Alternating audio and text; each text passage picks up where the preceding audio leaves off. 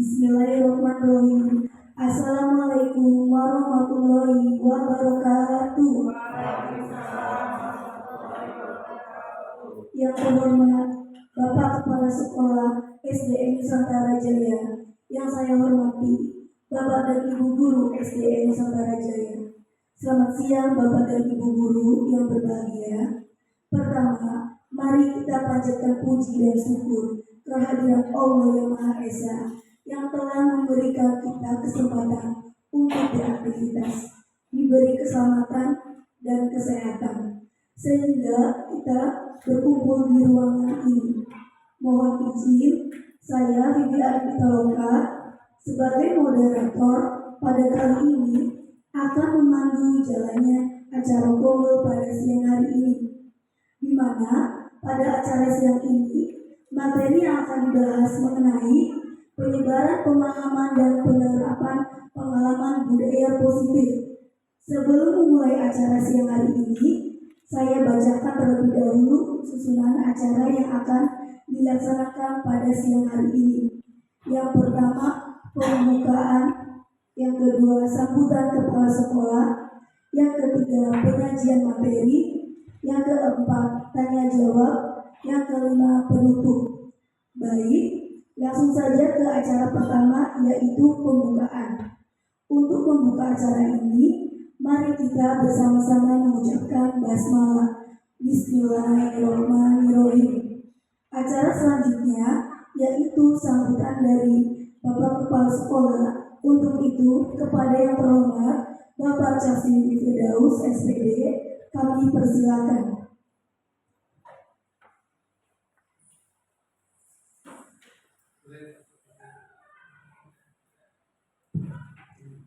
Bismillahirrahmanirrahim.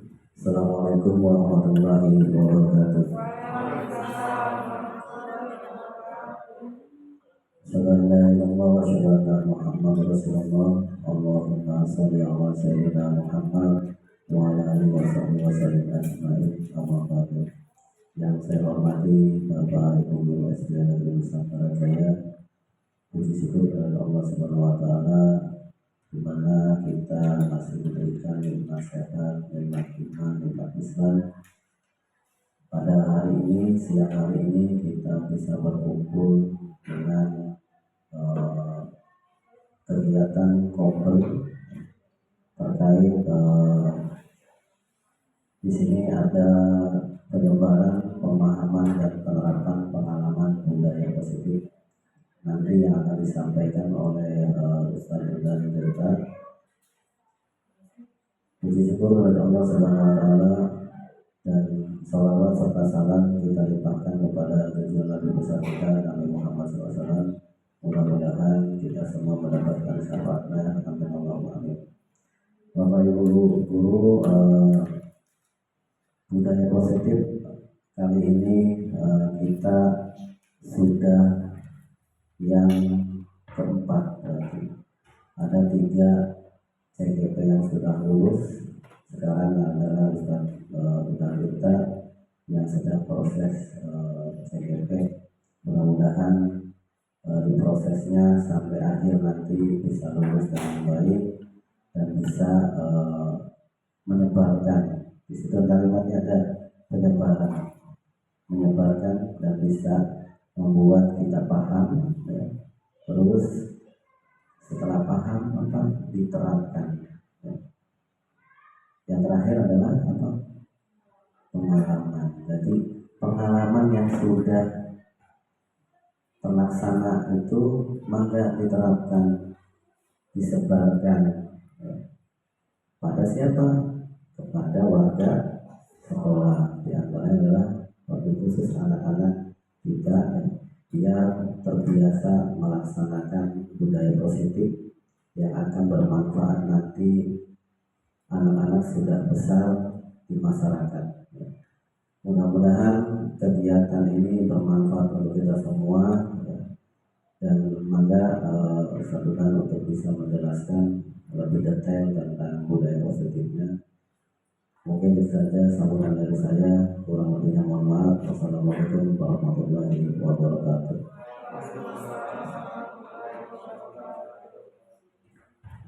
Saya ucapkan terima kasih kepada Bapak Kepala Sekolah yang telah memberikan sambutannya. Acara berikutnya sebagai acara inti adalah penyajian materi tentang penyebaran, pemahaman, dan penerapan pengalaman budaya positif yang akan disampaikan oleh Bapak Udan Tirta, SPDI. Kepada Pak Udan, dipersilakan.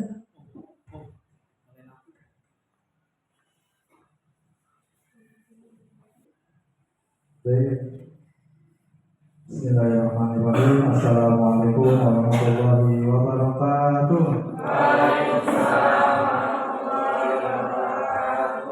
Alhamdulillahirabbil alamin. Allahumma shalli ala sayyidina Muhammad wa ala ali sayyidina Muhammad. Bapak dan Ibu yang kami hormati, terutama Bapak Kepala Sekolah, alhamdulillah, puji syukur kita panjatkan kehadirat Allah Subhanahu wa taala. Pada siang ini kita bisa bersilaturahmi, bisa bertatap muka kembali untuk melaksanakan kegiatan komunitas belajar di SD Nusantara Jaya. Ya, mudah-mudahan kegiatan ini mendapatkan banyak sekali manfaat untuk kita dan nantinya bisa kita terapkan ke anak didik kita, pada murid kita di sekolah tercinta ini. Amin ya rabbal alamin. Baik Bapak Ibu sekalian, pada kali ini kita akan membahas tentang budaya positif, ya, khususnya nanti bagaimana sih penerapan budaya positif yang akan kita laksanakan di sekolah kita ini. Baik Bapak Ibu, untuk latar belakangnya ini, ya, kita itu menyadari bahwa budaya positif ini sejalan dengan visi sekolah kita, ya, khususnya slogan kita bahwa kita itu menakar jiwa, ya.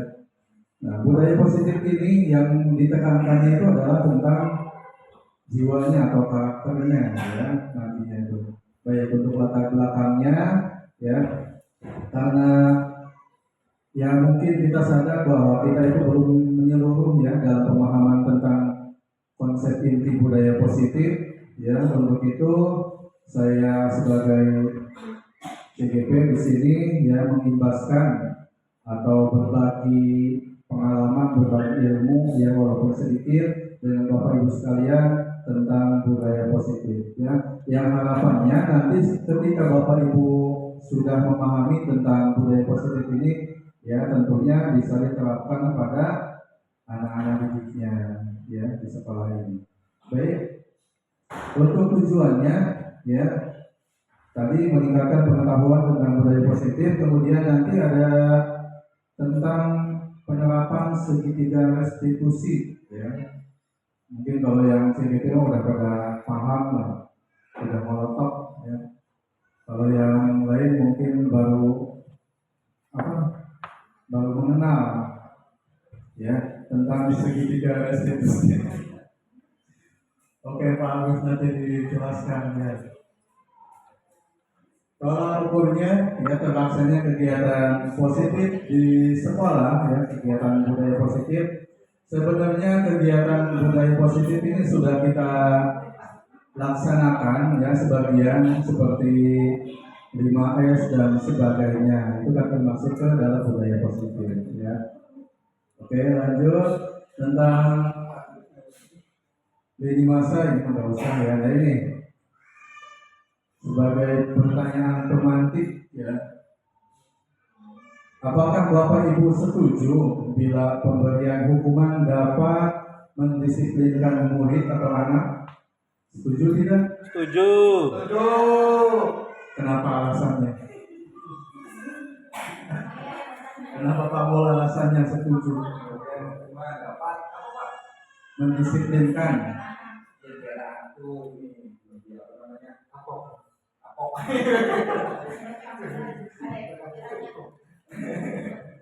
Iya, berarti tujuannya supaya jerah anaknya.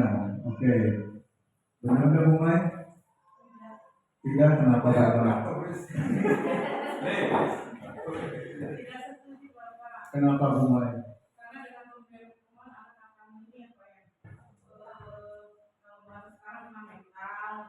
Iya.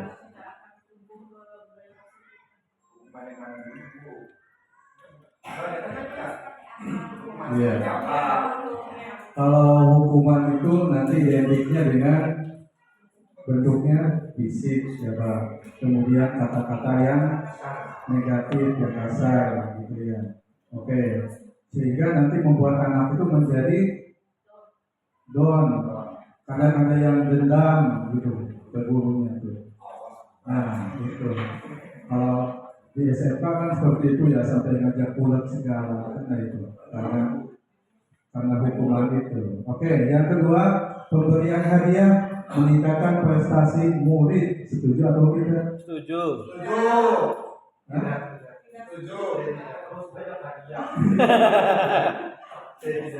Kenapa Pak Eko? Kalau misalkan sering kali nanti dia lain kali wani piro. Nah, Wani piro. Ada hitung-hitungannya, Pak. ada embel-embelnya ya. Iya.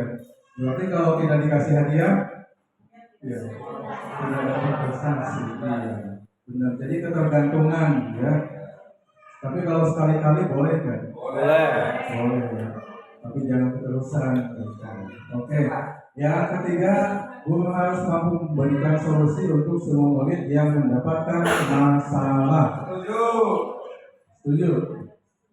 Ada yang tidak setuju? Jadi guru itu harus serba bisa ya menyelesaikan masalah muridnya. Setuju ya semuanya? Oke. Yang terakhir, guru berperan sebagai teman bagi murid. Nah, tapi ada batasannya. Oke, baik. Lanjut.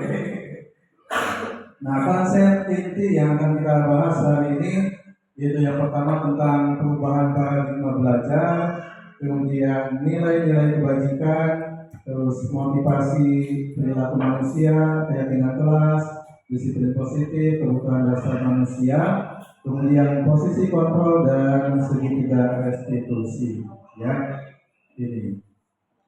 Nah, pembelajaran dengan paradigma baru, ya sebenarnya, ya setiap karena adanya kurikulum merdeka, jadi paradigma pembelajarannya pun sedikit berubah, ya yang dikenal dengan pembelajaran berdiferensiasi, ya ciri khasnya kurikulum merdeka itu ya pembelajaran berdiferensiasi, ya tentunya outputnya hasilnya murid itu harus mempunyai karakter ya P3 ya profil pelajar Pancasila, ya itu. Baik Bapak Ibu, biar ada cenghar ya silakan kita nyanyi dulu ya. Ya, ada lagunya profil pelajar Pancasila ya, dimensi profil pelajar Pancasila.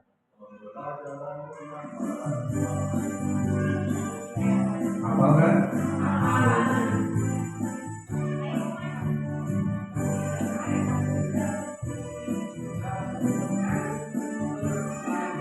Oke, kita buka ya. Pancasila beriman dan bertakwa pada Tuhan yang Esa dan berakhlak mulia, berkebinekaan global, gotong royong mandiri, kreatif dan berkala kritis. Oke. Kalau anak-anak suka diplesetin bernyawa kritis.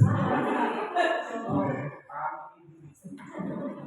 Kalau nyawa kritis ya sakit. Oke, baik Bapak Ibu, ya ada sebuah filosofi, ya.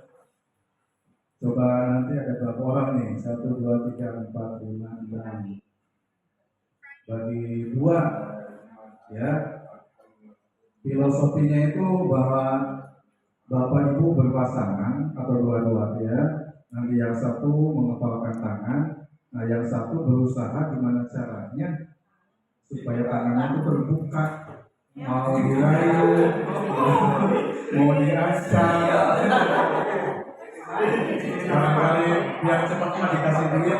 buka ya. Ayo siap mulai 1, 2, 3. Ya, persilakan.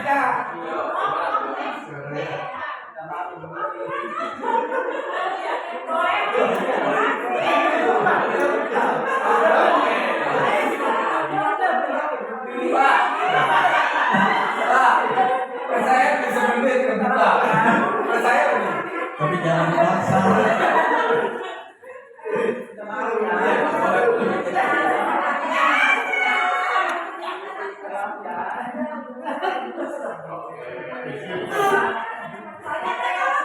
Tapi kan yang bisa buka, udah ahli tapi.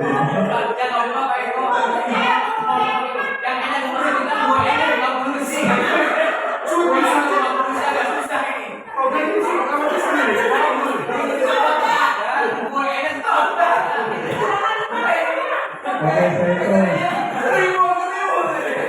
Sampai 10. Gitu. 1, 2, 3, 4, 5, 6, 7, 8, 9, 10. Oke, selesai.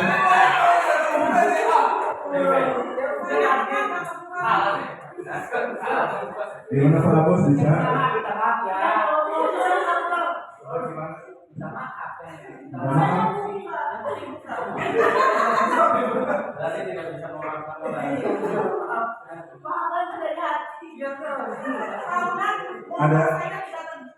Ada yang bisa buka?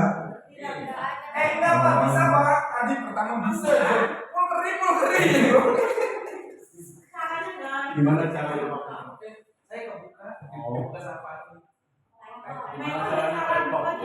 Tadi caranya saya maksa tapi yang nutupnya kelihatannya nggak tega tuh Pak. Saya maksa dia pasang gitu. Jadi pas yang bisa pas Terlalu gampang. Kalau yang nggak bisa kebuka gimana? Gimana caranya? Gimana kamu? Saya bisa membuka apa yang buat saya buka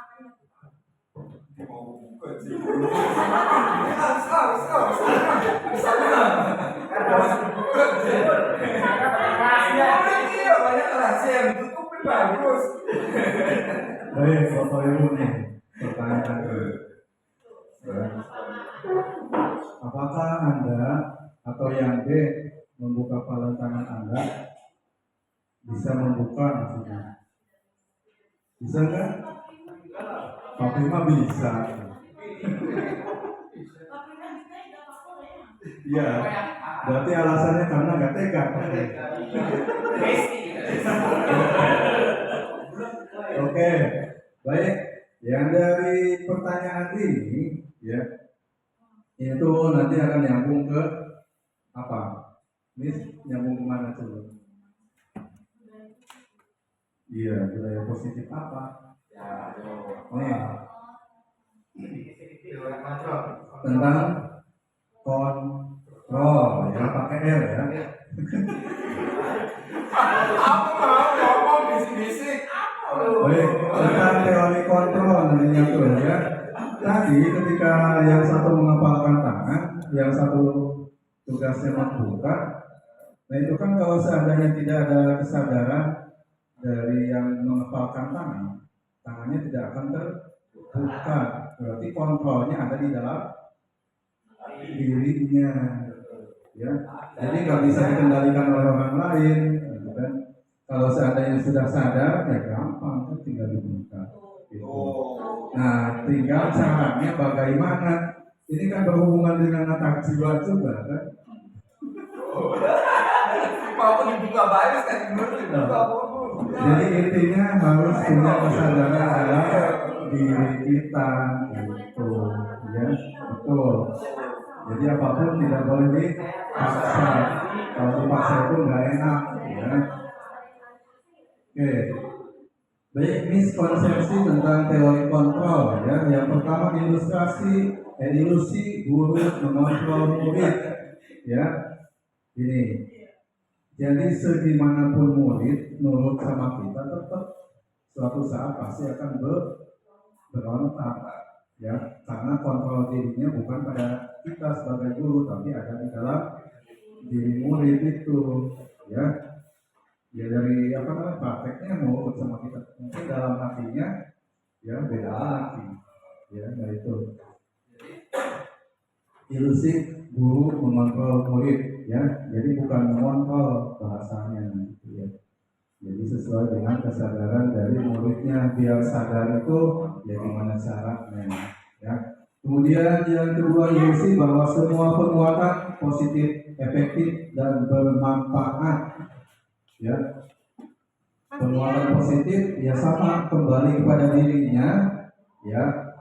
Ketika melaksanakan disiplin positif, kemudian kegiatan yang positif, budaya positif seperti 5S yang kita laksanakan ya tadi ya, kalau tidak dari kesadaran diri ya tidak akan mungkin terlaksana dan tidak akan membawa manfaat ya. Kemudian ilusi bahwa kritik dan membuat rasa bersalah mampu menguatkan karakter ya.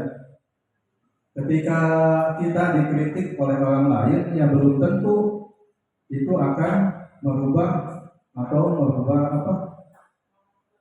itu karakter kita ya. Ketika kita dikritik oleh orang lain atau berikan saran ya belum tentu kita dapat langsung berubah ya, karena tergantung dari penerimaan dalam diri kita ya. Kalau kita menerima ya pasti akan ada perubahan, tapi kalau tidak menerima ya ini ya tidak akan ada penguatan dengan karakter. Kemudian yang selanjutnya ilusi bahwa orang dewasa berhak memaksa kepada yang lebih muda, yang lebih kecil ya, salah ya. Oke. Nah ini tentang stimulus respon dan teori kontrol ya. Teorinya realitas kebutuhan kita itu sama, itu dari stimulus responnya. Tapi secara teori kontrol bahwa kebutuhan kita itu adalah berbeda ya. Kemudian orang melihat hal yang sama ya, orang punya pandangan lain beda ya. Kemudian kita mencoba mengubah orang agar berpandangan sama dengan kita, ya tidak bisa ya. Secara teori kontrolnya ya, pandangan orang lain itu tetap ya berbeda dengan pandangan kita. Perilaku buruk dilihat sebagai suatu kesalahan ya. Teori kontrolnya semua perilaku memiliki tujuan ya. Kemudian orang lain bisa mengontrol saya, tidak bisa ya. Kalau secara teori kontrolnya tidak bisa. Kemudian saya bisa mengontrol orang lain, sama kebalikan yang tadi ya, tidak bisa ya. Kemudian pemaksaan ada pada saat bujukan gagal. Nah, kalau di teori kontrol, kolaborasi dan konsensus ya. Konsensus itu ada yang tahu konsensus? Konsensus itu kesepakatan bersama ya untuk menciptakan pilihan yang baru ya. Jadi yang sekarang itu ditekankan terhadap kolaborasi dan kerjasama atau kesepakatan gitu ya. Kemudian model berpikir menang atau kalah ya. Yang intinya teori kontrolnya model berpikir menang dan menang. Gimana coba? Menang. Teori berpikir menang terus menang. Jadi nggak ada kalahnya. Jadi kalau yang ini lebih ke kompetisi ya. Jadi kita itu pengen dilihat lebih unggul dari orang lain ya, tanpa mau merasa kalah ya. Kalau ini lebih ke memberikan manfaat kepada orang lain. Jadi kita menang terus dibagikan kepada orang lain. Nah itu menang terus, insya Allah terus menang ya. Oke. Disiplin positif. Nah ini baru ya masuk ke materi tentang disiplin positif. Ya, oke. Baik sebelum lanjut ya, kayaknya udah kelihatan pada ngantuk. Ya, saya kasih ice breathing dulu ya, biar pada mikir. Oke, ice breathingnya, ya, ice breathingnya nih. Pada bulan pertama saya jalan-jalan ke Jerman. Coba kalau pada bulan ke-7 saya jalan-jalan kemana? Jepang. Hah? Jepang. Kenapa ke Jepang? Januari, Februari, Maret, April, Juli. Oke. Pinter. Ya. Pak Bima gimana? Selain Jepang? Jamaika. Oke, yang lain ngerti? Hah? Belum ngerti dulu. Bodoh udah master mainan begini deh. Sekali lagi yang boomingnya, yang bolanya. Coba dua, yang dua. 800. Berapa? 4. Kenapa 4?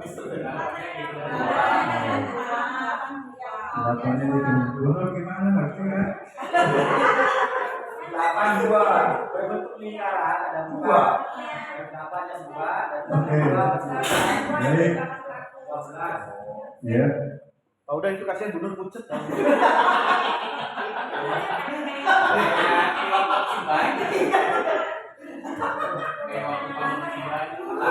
Dulu sih udah pikir malam minggu ya. Gua gum. Nah, gua jangan gimana gua gum. Disiplin positif ya. Disiplin positif itu artinya apa? Pengertiannya ya. Yaitu kalau saya bahasanya yaitu belajar ya. Disiplin mengacu pada disiplin diri yang memiliki tanggung jawab terhadap apa yang dilakukan berdasarkan nilai-nilai yang diyakini ya. Oke. Setiap orang punya keyakinan masing-masing ya tentang apa namanya budaya positif ataupun disiplin positif ya. Oke, kemudian dalam penerapannya ya disiplin positif itu ya dilepaskan dari yang namanya reward atau hadiah atau penghargaan dan punishment ya, hukuman.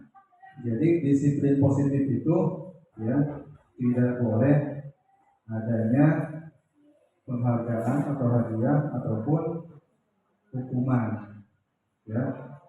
Apa? Maka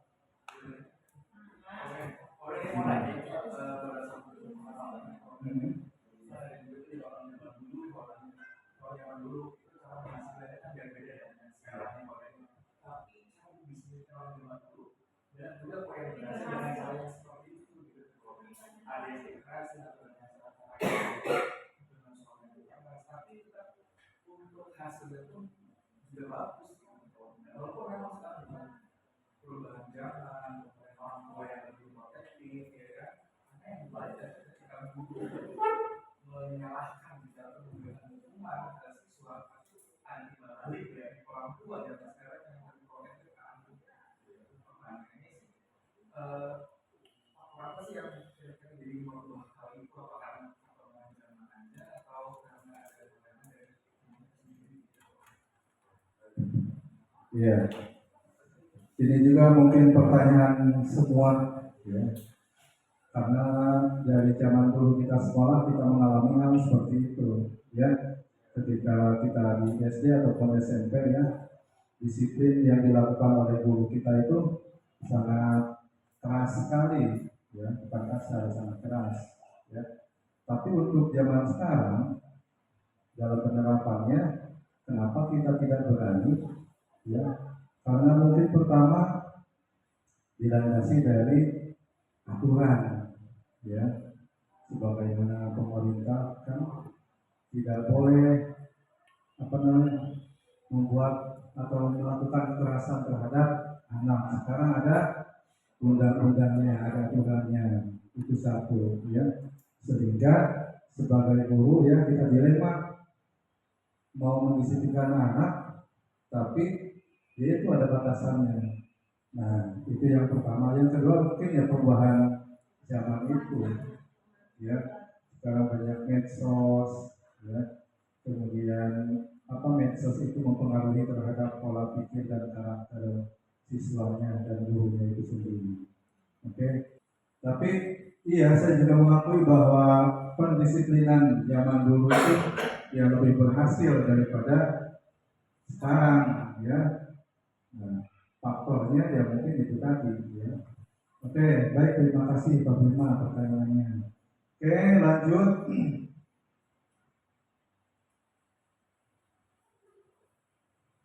Nah, nilai-nilai kebajikan ya. Nilai yang disepakati bersama lepas dari suku, bangsa, agama dan maupun latar belakangnya ya. Jadi toleransi itu ya mendasari tentang nilai kebajikan ya. Kalau ini profil pelajar Pancasila ya, kemudian IPO, jadi organisasi yang mengedepankan tentang karakter ya. Itu adanya di Jenewa, Swiss ya. Ini Primary Years Program PYP ya. Kemudian keterampilan hidup dan skill ya. Oke, baik, motivasi perilaku manusia ya. Untuk pertama, untuk menghindari ketidaknyamanan atau hukuman ya. Kita berbuat sesuatu itu ya karena pertama untuk menghindari ketidaknyamanan atau takut dihukum ya. Kalau anak-anak ya mikirnya pasti yang lebih takut ini ya, hukuman dari gurunya. Kemudian yang kedua, untuk mendapatkan imbalan atau penghargaan dari orang lain ya. Ketika gurunya pun punya mindset ya, pengen dihargai, pengen diberikan penghargaan oleh orang lain, apalagi siswanya atau muridnya ya, yang lebih paham tentang penghargaan ini ya, atau hadiah ya, misalnya. Kemudian untuk menjadi orang yang mereka inginkan dan menghargai diri sendiri dengan nilai-nilai yang dipercayainya ya. Ini maksudnya ke motivasi ekstrinsik. Kalau ini intrinsik ya, kembali kepada kesadaran dirinya ya, baik itu sebagai guru maupun siswanya. Kalau ini dari luar ya, karena hukuman, karena hadiah, penghargaan dan sebagainya. Oke, lanjut. Konsep disiplin dengan identitas gagal ya. Nanti ada hukuman, ada penghargaan, ada konsekuensi dan ada restitusi ya. Ini kalau hukuman cirinya ya, pertama itu menyakitkan. Kemudian kalau penghargaan tidak efektif ya, karena hanya bersifat sementara ya. Kalau tidak ada hadiah, tidak ada penghargaan, ya tidak bakal berlanjut lagi ya. Bapak Ibu mungkin sudah pada paham kalau ini ya. Kemudian ini konsekuensi dan restitusi ya. Yang saya mau katakan ini ya, restitusi.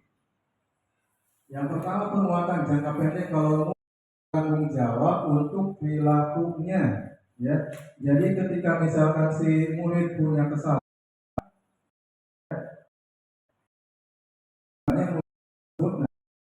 bisa memperbaiki atau bertanggung jawab terhadap kesalahannya ya. Oke. Fokus pada pemecahan masalah jangka panjang ya. Jadi misalkan gini, si anak ketika hari Senin ya lupa memakai seragam lengkap atau tidak memakai topi. Nah itu kan kalau secara restitusinya itu tidak boleh dihukum, tidak boleh dimarahi, tetapi harus dengan pendekatan ya, gimana caranya biar kesalahan tersebut tidak terulang kembali ya. Nah nanti si anak tersebut harus ya. Jadi intinya kalau restitusi itu bukan memberikan hukuman, ya, tetapi nantinya si anak tersebut diberikan pemahaman tentang bagaimana dia memperbaiki kesalahannya untuk jangka yang panjang, ya. Oke. Nah, ini pengertian restitusi, ya. Ini menciptakan kondisi bagi murid untuk memperbaiki kesalahannya, ya, sehingga mereka bisa kembali pada kelompok mereka dengan karakter yang lebih kuat, ya. Ketika sudah merasa salah, kemudian nanti diperbaiki, ya, harapannya nanti akan lebih baik lagi. Intinya seperti itu. Oke.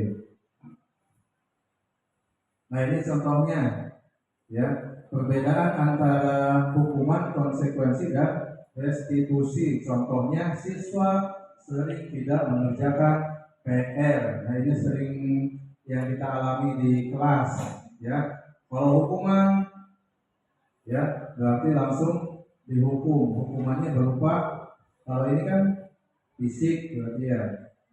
Kalau ini verbal, perkataan, ya. Oke, konsekuensinya ketika anak tidak mengerjakan PR, ya, biasanya suruh ditambah lagi, ya, biar puas. Nah, guru kemudian tegas dan menghormati peraturan. Nah, kalau restitusinya, ini murid itu diajak untuk berdialog bagaimana caranya untuk memberikan solusi, ya. Kemudian guru terbuka dan siswa menghormati dirinya dengan orang lain. Oke. Kemudian ke keyakinan kelas, ya, keyakinan kelas. Cuman pertanyaannya, mengapa keyakinan kelas bukan peraturan kelas? Ada yang tahu tuh? Kenapa, Mas?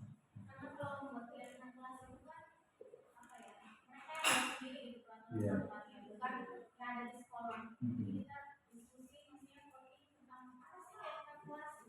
Iya, betul. Nah, gitu. Kalau peraturan kan berarti kan aturan yang sudah ada di sekolah, ya. Mau tidak mau harus diikuti, harus dilaksanakan. Nah, kalau keyakinan kelas atau keyakinan sekolah itu datangnya dari kita, ya, untuk kita, gitu. Nanti dirumuskan bersama, kemudian disepakati, ya. Oke. Nah, ini, ya, sudah dijawab yang tadi.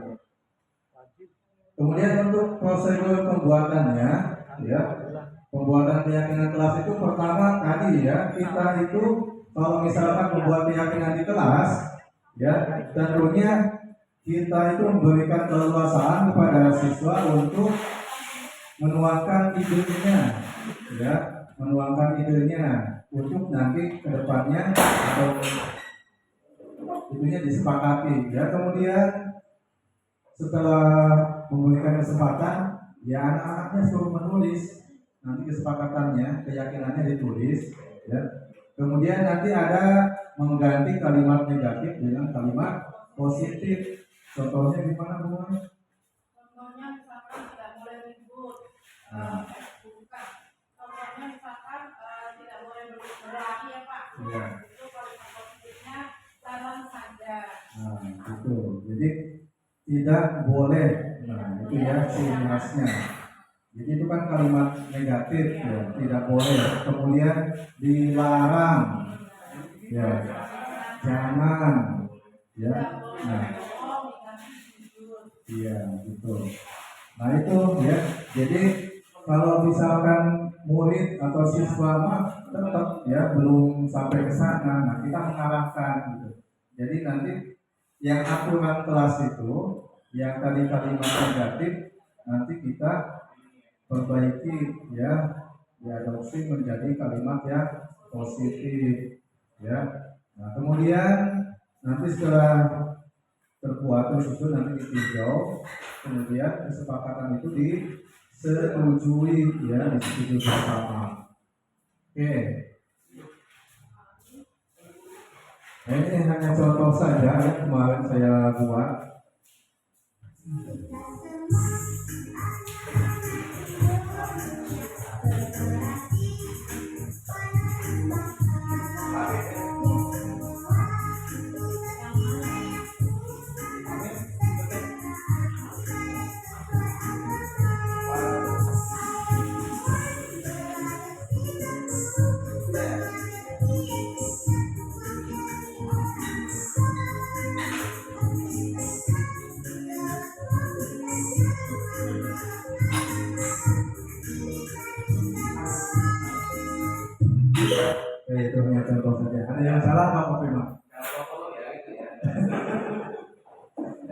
5A loh. Lupa. Iya. Padahal itu kelas 6. Oke, gak apa-apa ya. Siap. Oke, baik. Nah, untuk keyakinan kelas ini saya minta mau praktek dulu ya.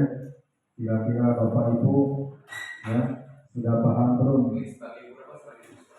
Hah? Sebagai guru saja ya. Jadi buatnya keyakinan sekolah, jadi bukan keyakinan kelas. Ya, kalau kelas kan buat murid ya. Kalau sekolah berarti buat guru ya. Oke, baik.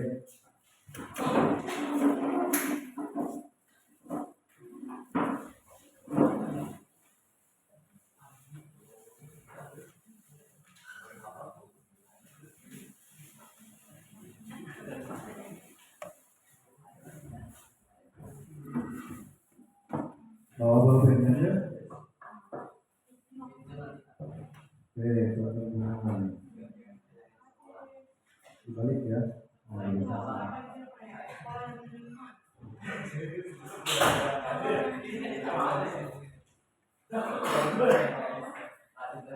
Ya pokoknya di sekolah ini harus apa ya. Harapannya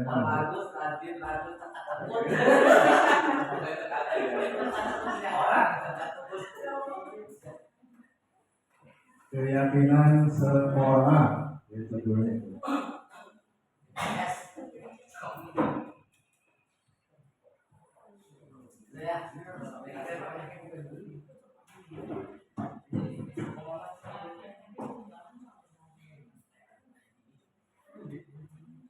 Membuat nanti alasannya apa?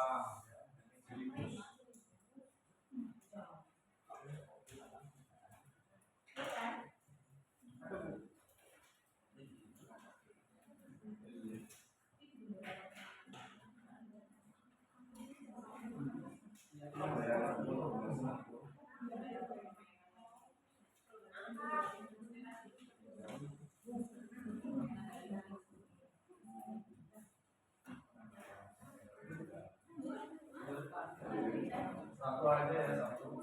Satu aja. Iya, satu aja. Satu aja bisa banyak tengok.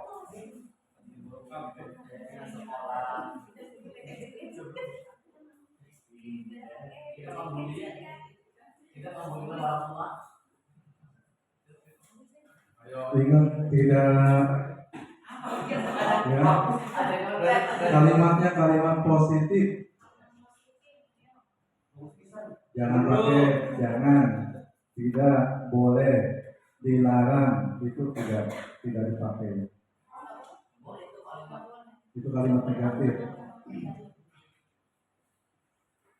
Kayak tadi kan dilarang membuang sampah sembarangan, berarti kan buanglah sampah pada tempatnya. Nah, itu kan menghindari kalimat Jangan parkir di situ. Kalau nggak boleh jangan. Kalau yang parkir di belakang sekolah itu. Ini apa masa punya dulu sampai ya. Berarti kalau main larang rokok, gimana bos? Jangan dilarang, usah ikutmu. Jangan jantungmu. Dilarang berjualan di sekolah.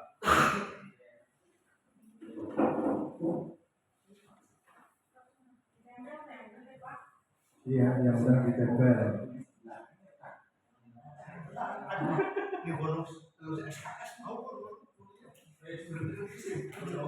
Oke, yang sudah boleh ditempel di depan.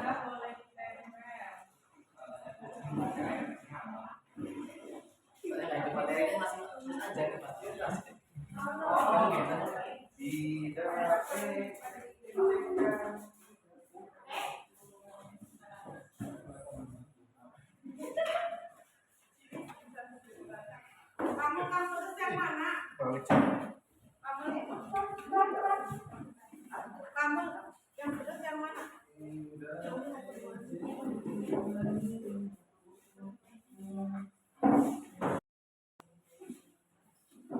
Nih, datang tepat waktu. Tuh, siapa tuh? Ya bukan saya bener nggak?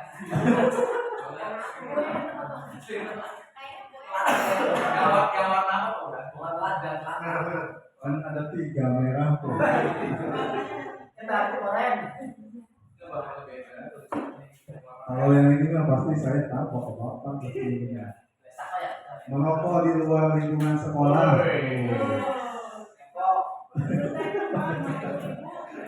Musim rekor.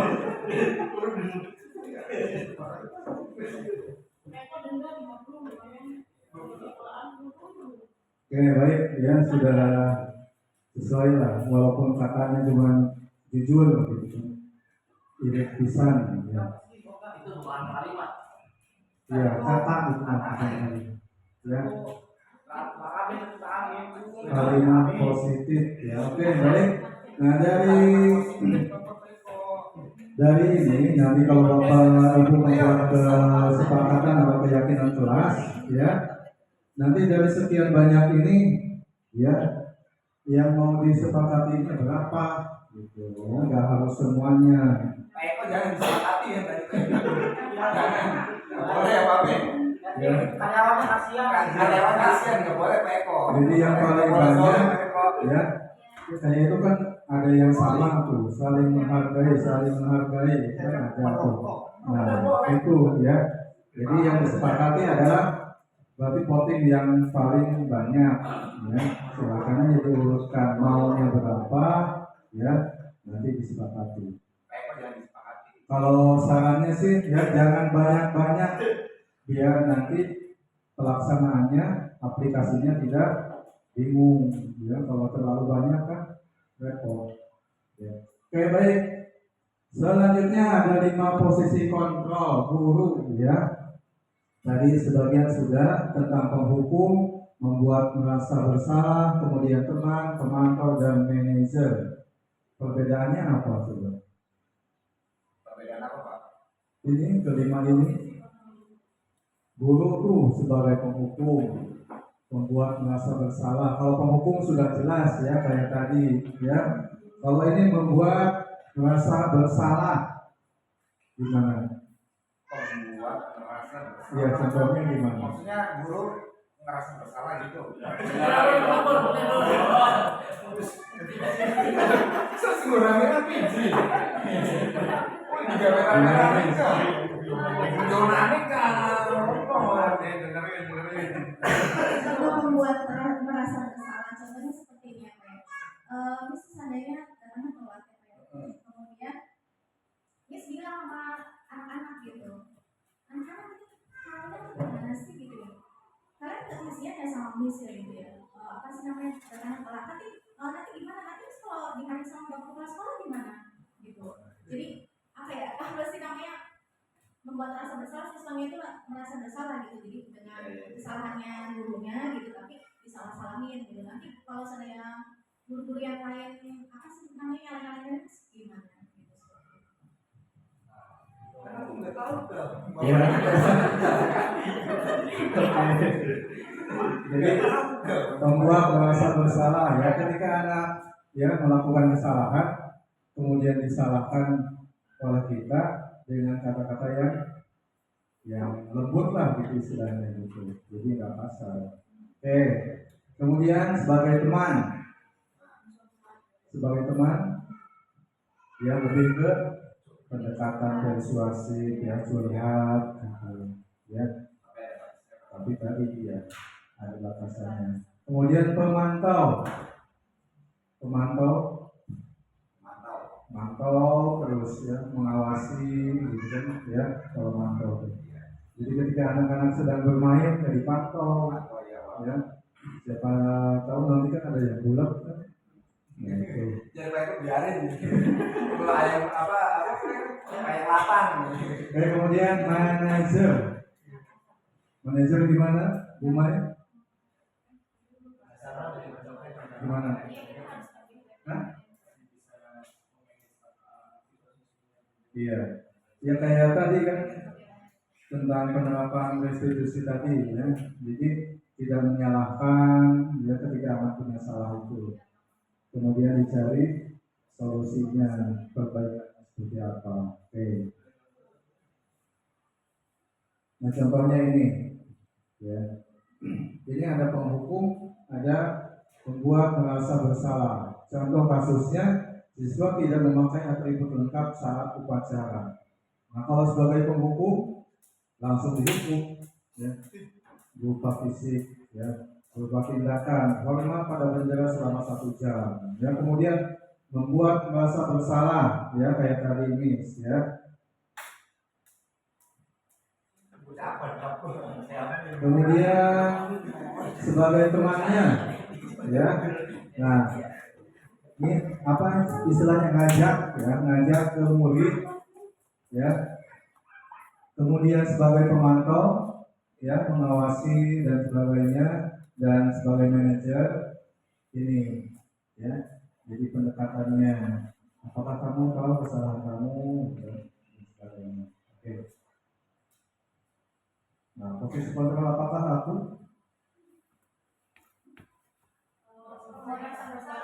Hah? Saya kecewa sekali dengan kamu. Iya, membuat merasa bersalah. Kalau ini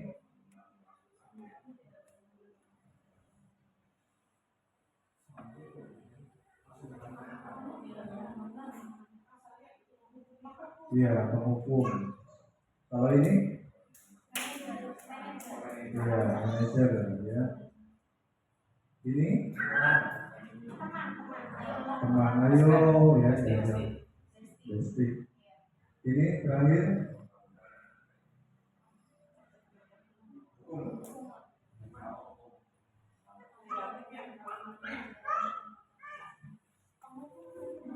sebagai penghukum. Oke. Baik. Sudah, ya. Kebutuhan dasar manusia. Ya, ada 5. Pertama, bertahan hidup, kasih sayang dan rasa ingin diterima, kemudian penguasaan, kebebasan dan kesenangan. Ya, dan di sini 5 kebutuhan dasar manusia itu, ya, ada dalam diri murid yang kita hadapi, ya, dari berbagai macam karakternya, ya. Inilah 5 kebutuhannya, ya. Misalkan ada yang caper, ya, biasanya kan gitu, ya, nanti maksudnya kemana. Nah, contohnya ini, aku senang main kejar-kejaran dengan ibu guru, seru. Ini apa? Hah? Ya, ini nih. Ya, berarti apa? Kesenangan, ya. Ibu kejar aku karena ibu guru sayang sama aku. Apa itu? Kasih sayang, ya. Aku hebat kan? Bisa bikin ibu guru kejar aku.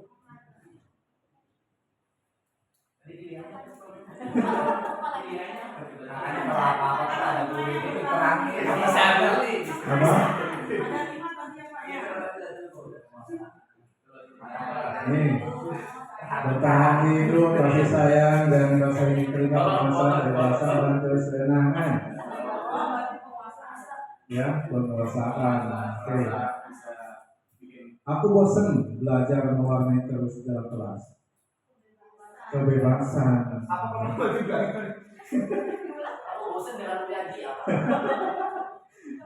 Ya iya, karena mungkin terasa tertekan, merasa bosan gitu kan.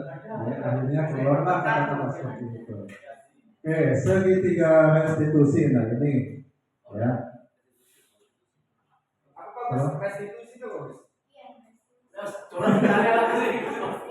Restitusi, ya, suatu proses dialog yang dijalankan oleh guru agar dapat menghasilkan murid yang mandiri dan bertanggung jawab.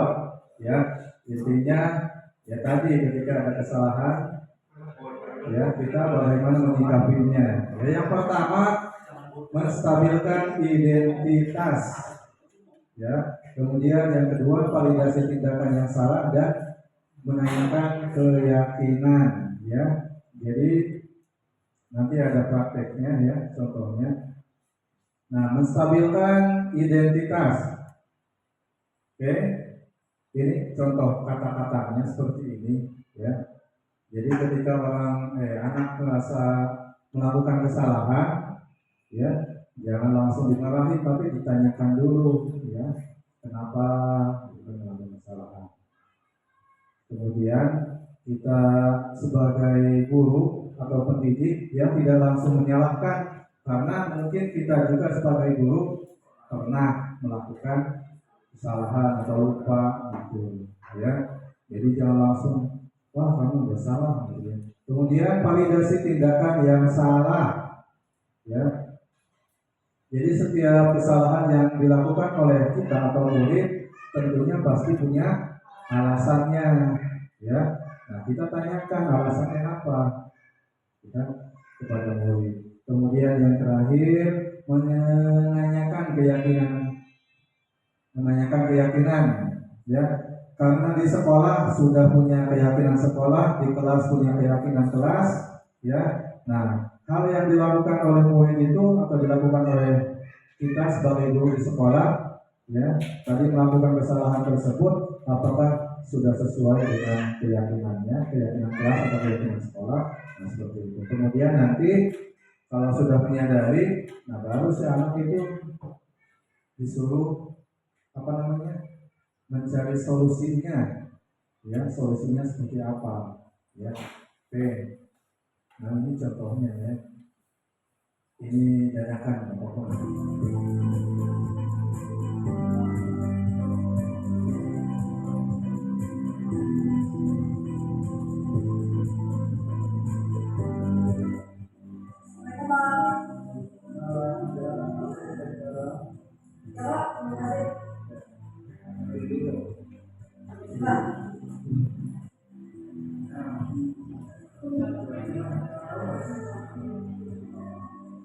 Kenapa ya, Pak? Itu karena saya tidak mengikuti ekspor habis kemarin, ya, Pak?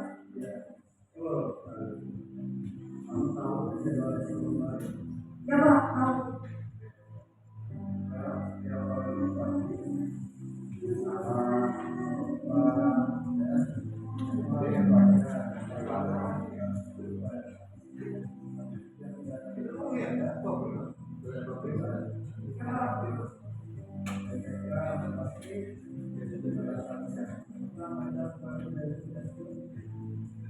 Jadi saya dimasukkan sakit, Pak.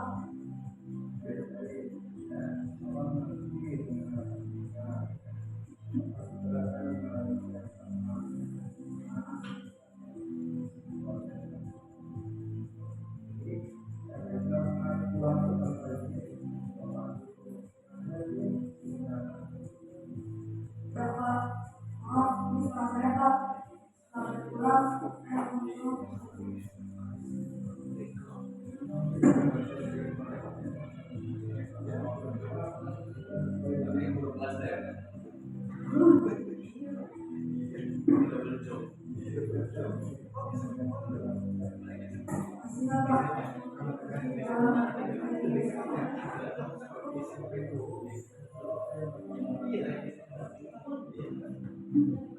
Saya akan menguasai Bapak.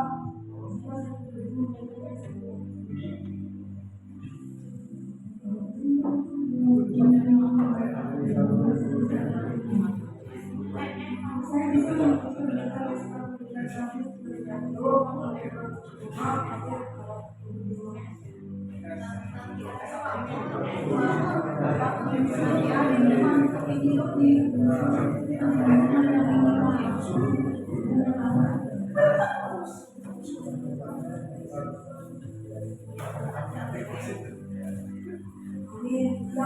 insya Allah saya akan berusaha lebih cepat. Terima kasih Pak Udan. Saya ingin memasuki Pak. Assalamualaikum.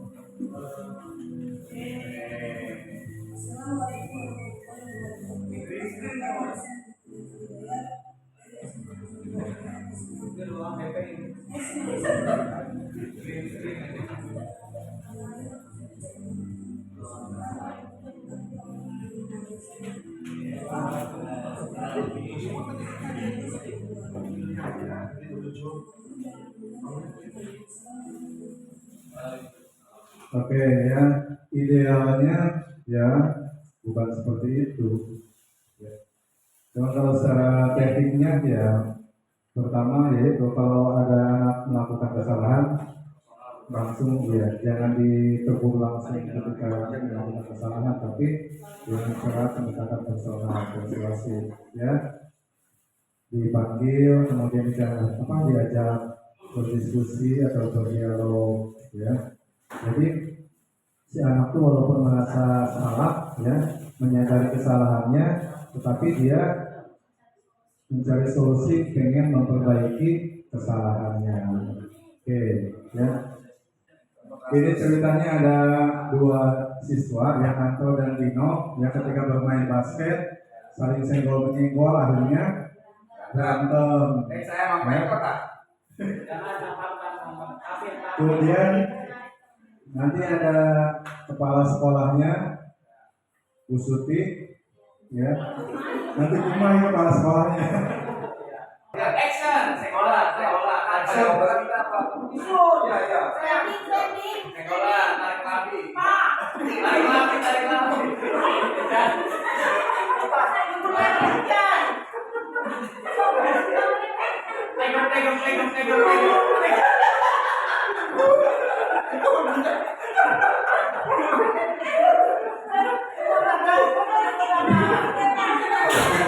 Bundurnya laporan ke kepala sekolah. Di bawah anaknya.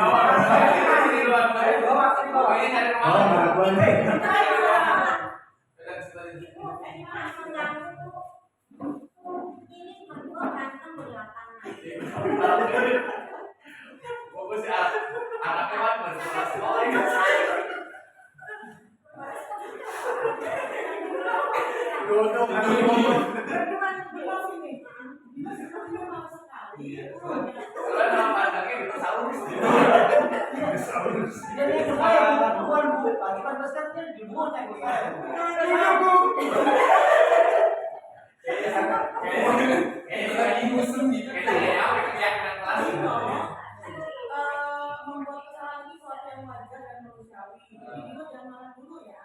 Nanti guru tanya alasannya kenapa Anto berbuat seperti itu. Ya Antonya tuh.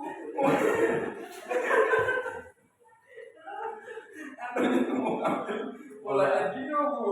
Enggak dari mainan, bola di mana? Enggak apa-apa kan. Sama-samaan. Antonya tuh ngobrol di rumah. Kalau sampai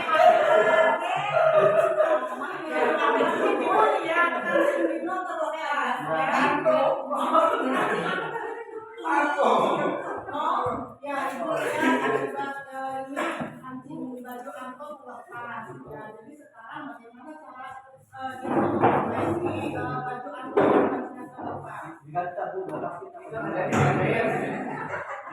Ya, mulainya akan mencari lo. Enggak Bu, Anto mah sekarang itu suka beresin. Dino beresin. Saya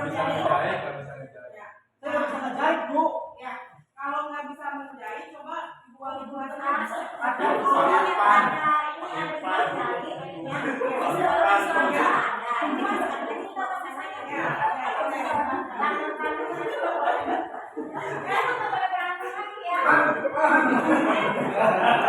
Itu mah lain bukan di Anto, Mas. Bukan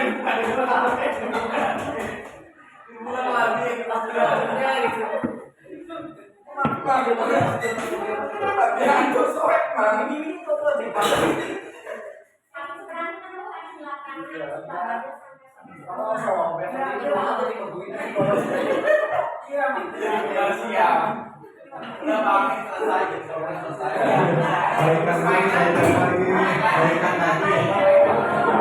Pelukan dong. Dino, itu tadi itu kerja itu kemarin dagang es batu ya.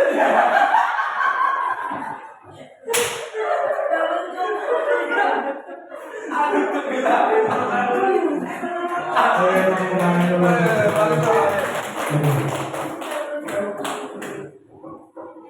Baik Bapak Ibu, alhamdulillah ya sudah selesai kegiatan pemaparan untuk pembahasan tentang budaya positif ya. Itu hanya gambaran saja ya. kalau pelaksanaannya yang mungkin beda ya. Yang tadi 3 restitusi itu yang satu tadi menstabilkan identitasnya, kemudian yang keduanya validasi tindakan yang salah, kemudian mengenai keyakinan. Nah itu boleh apa namanya tidak berurutan juga nggak jadi masalah ya, tergantung dari kasus dan penanganannya ya. Jadi tidak harus ditanyakan itu dikasih nasihat dulu ya. Jadi tergantung dari kasusnya dan penanganannya seperti itu. Baik, Bapak Ibu sekalian, itu saja yang dapat saya sampaikan. Terima kasih atas perhatiannya. Mohon maaf atas segala kekurangannya ya. Assalamualaikum warahmatullahi wabarakatuh. Terima kasih kepada Bapak Uda yang telah menyampaikan materinya. Apabila ada dari rekan-rekan yang ingin mengajukan pertanyaan, dipersilakan. Tidak terasa kita telah sampai di penghujung acara.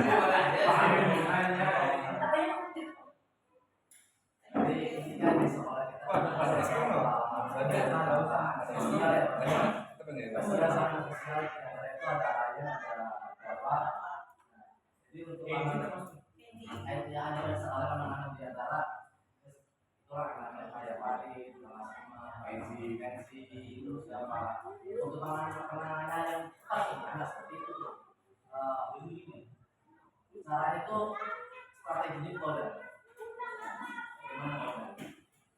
Masalah agama itu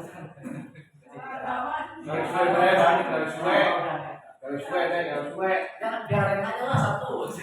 Baik. Kan kalau seperti ya itu kemudian di hukum sudah ya, dinasihati sudah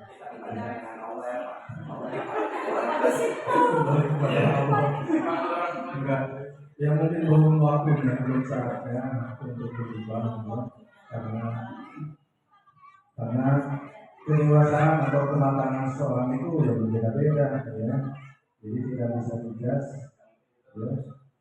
Yang penting intinya kita mengharapkan dan berusaha ya untuk memperbaiki kesalahan dari mereka itu yang sudah tahu, walaupun masih tetap kayak gitu ya.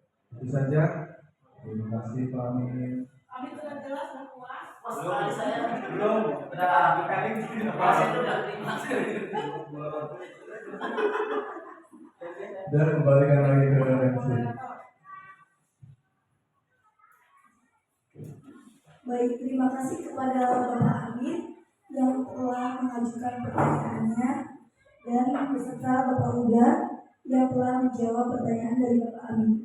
Tidak terasa kita telah sampai di penghujung acara. Demikian kegiatan Kombel pada hari ini. Untuk menutup acara ini, mari kita mengucapkan Alhamdulillah bersama-sama. Alhamdulillah.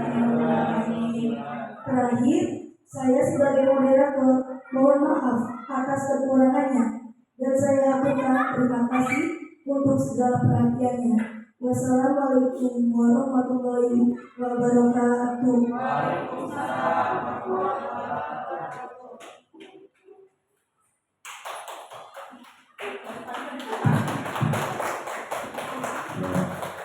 Terima kasih untuk kegiatan Bapak sudah